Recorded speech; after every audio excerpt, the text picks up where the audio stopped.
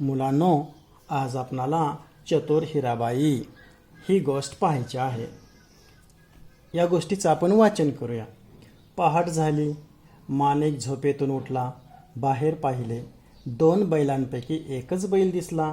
माणिकने बायकोला हाक मारली. दोघांनी सगळीकडे बैलाचा शोध घेतला, पण बैल सापडला नाही. दुसरा बैल चोरीला गेला होता. माणिक व माणिकची बायको हिराबाई बैल बाजारात गेले. अचानक हिराबाई ओरडली, अहो, हा पहा आपला बैल, चोर सापडला. आवाज ऐकून चोर घाबरला.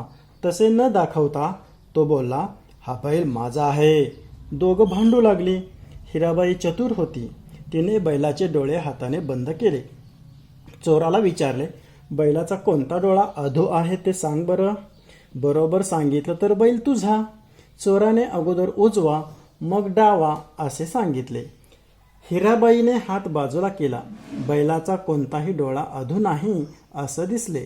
लोकांनी चोराला पकडले. पोलीस आले. चोराला घेऊन गेले. माणिक आणि हिराबाई बैल घेऊन आनंदाने घरी गेले.